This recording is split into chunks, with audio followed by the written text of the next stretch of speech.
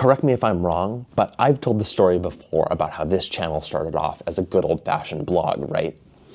I started writing my own website down as a stake in the ground and proof to myself that when I shipped my work, despite its imperfections, that the world wouldn't end. But I've never really talked about how the first uncovered video was actually a TikTok. I don't think I have, at least.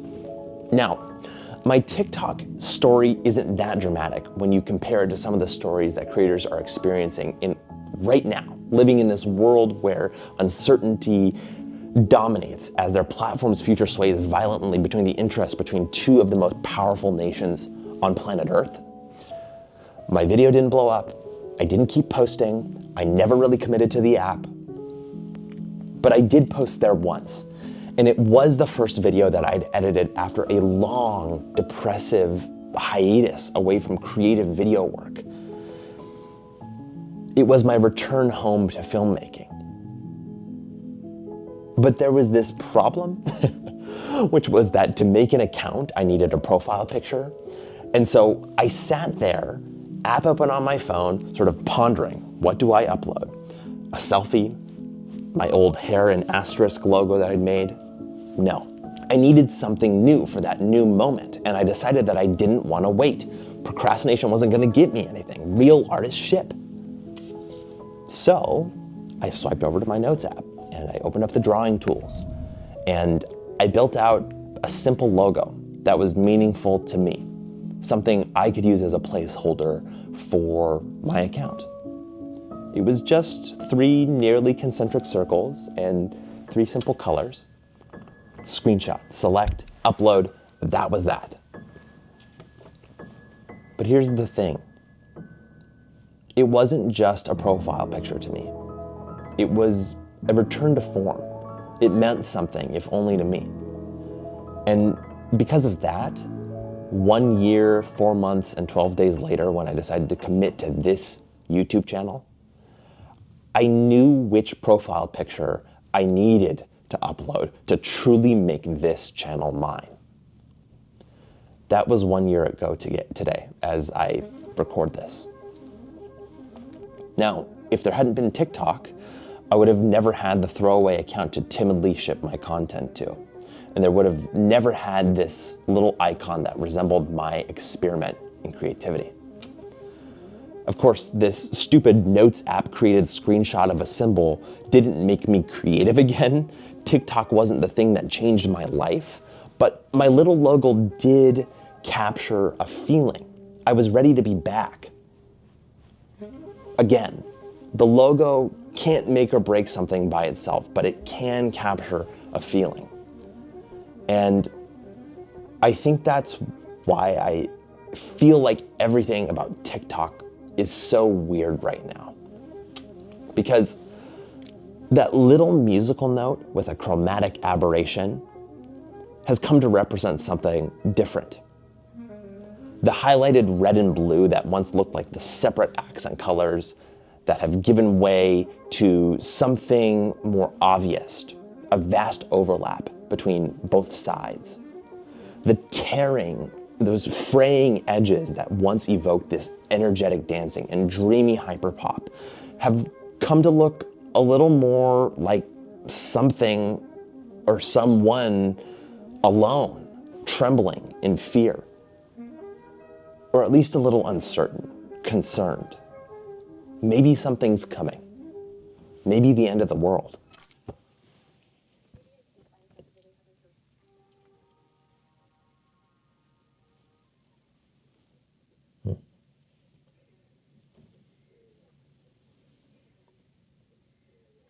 Hey, did you know that 38% of websites that were accessible in 2013 aren't accessible today?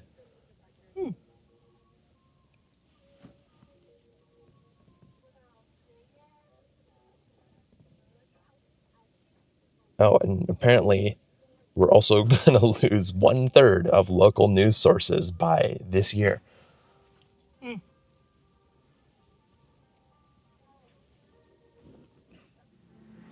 Bear with me here, but the web's core design was meant to allow researchers to combine information networks with minimal effort. It's organic. The web was always meant to be a living thing. But the problem is that living things also die. This internet that we were given was never meant to be an archive. And it's so eager to remind us of that over and over and over again. It's more like an oral history than a library. What's really wild is if TikTok does end up getting banned, there's going to be a bunch of people who are like huge, like have huge audiences, and we will never hear from them again. We'll just never hear from them ever again. I'm going to sound so old, but I remember Vine. There were people who were huge on Vine, and you just never heard from them again because they could thrive on Vine. They couldn't thrive anywhere else. And this is not shade. This is just facts. I think the last time I felt this way was when Musk bought Twitter. And a lot of people would disagree, but Twitter died in October of 2022. The servers lived on, and for a while the name did too. But it was clear to me that the change in ownership at Twitter was going to mean changes to the most important part of any platform, and really of any place: the people. I saw these posts come in on my timeline of folks declaring that it was their last day. They would eventually come in cascades as features changed, as policies changed, as apps shut down, as brands were killed. And eventually, I left too. And while I still go there and check it out and see what's going on every once in a while, things really are different. The old place that I once loved for its chaos, its universality, its flattening, is now gone. It's dead. And I saw this to some extent in earlier stages in my life with Vine, and also with like Club Penguin, for example. But one of the best examples of this duality, this living and this dying, is a platform that I actually got acquainted with while it was no longer alive, and one I only know posthumously. The world that was ending was called The Sims Online. It was an online version of one of the most popular computer games ever made. You've all been wonderful. You've helped me through a hard time in my life when I first got online. But ironically, the online version of The Sims was not very popular. They ended up losing tons of subscribers and changing the name to EA Land, and then they finally pulled the plug. 99% Invisible, in a period that I consider one of its heydays, introduced me to the story of The Sims Online. It is a particularly solemn story about another end of an online space, one that was mostly doomed from its inception and doomed by its ambition. And I won't recount the entirety of 99PI's story here. You should just go listen to the episode because it's amazing. But I do want to highlight a couple of things that the Sims Online user that they interviewed talked about in that episode, because they strike at the core of what it feels like to have a platform that you love die, or at least change forever.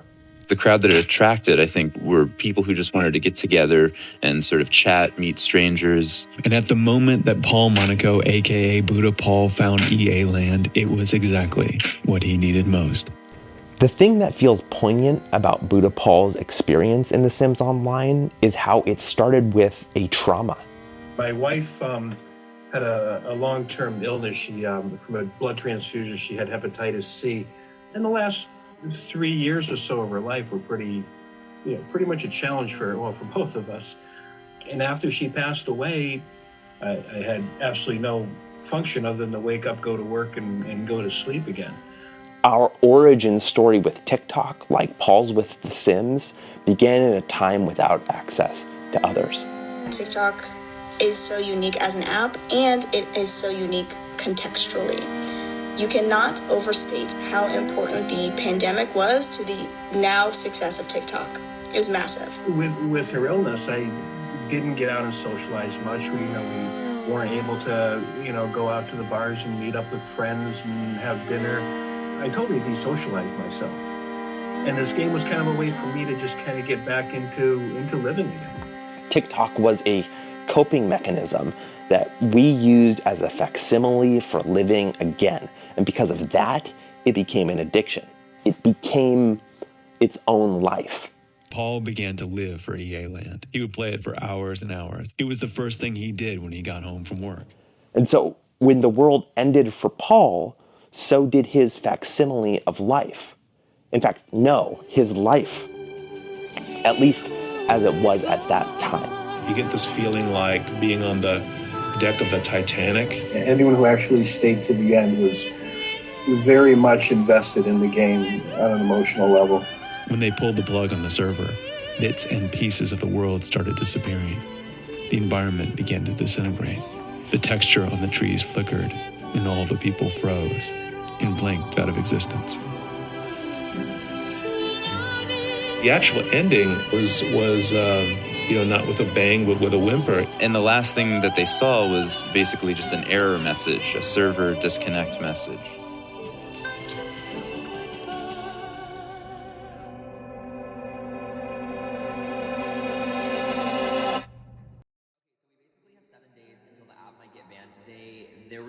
There was a Supreme Court hearing 2 days ago, but we're not official. Like, they didn't really announce anything after the hearing. But some people are like, it's not looking good for TikTok, and some people are like, okay, like TikTok is.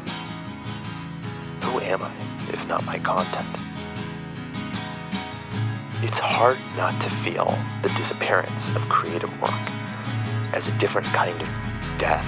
We're Costco guys. Of course we go shopping while eating a chicken bake. It's a sort of fading away, of losing shape.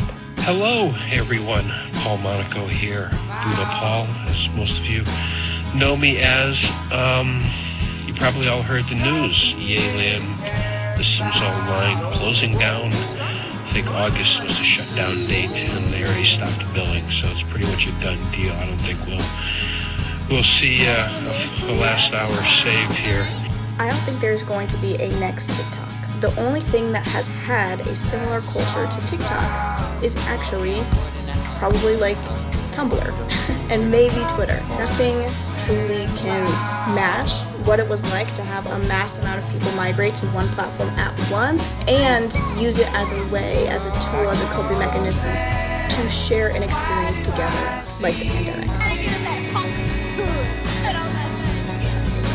Wakanda forever. We are watching the internet slip away as websites and apps rise and fall. Shout out to the Chinese spy looking after me all these years. I try not to cry on here because it's like kind of corny. Taking with it our memories, our cultural phenomena, our memes. That's how I pay my fucking tuition.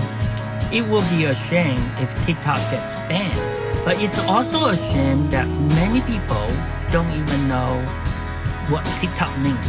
So TikTok from the Chinese name TikTok, and the character TikTok is sun and moon with the walking part. So it means play. So you're walking, no whether it's sun or moon. TikTok means play. TikTok. So if TikTok's gone, keep playing. I guess that's it. I'm going to start tearing up now. But thank you, and please let's try to stay in touch. Maybe you're watching this, and TikTok is still around. I mean, hell, it's already gone down and up in the span of like 14 hours. And these $500 billion companies are risking their existence to keep this stupid fucking app up. If only on life support, if only for a little fountain of youth inside the US. But even if that is the case, someday, I assure you that TikTok will die. And honestly, to me, it kind of feels like it already has. It's at least different. It's just how it goes. After all, everything is temporary. But there is one thing that I've learned that I want to tell you before I go. It might be hard to believe and it might seem cheesy, but I once had a prophet tell me that the ultimate source of power was that over the greatest invention of life, which is death. It is a power that, when wielded by man, is almost always misused. But since that prophet spoke to me, I've learned that one source of power that we are allowed is a way to spend our time, our attention, in a rebellion against death, against domination. That power is our ability to manifest love. We access this power by choosing to work with individuals we admire and respect, by committing to give our all to relationships, by embracing a global vision wherein we see our lives and our fate intimately connected with those of everyone else on the planet. We access this power when we choose to spend our time and attention building something we are proud of, when we use our intention to do the right thing. But most importantly, right now, we access love by choosing to see the good side of things, when it is strategic and necessary, by surviving, by looking at the face of death and laughing.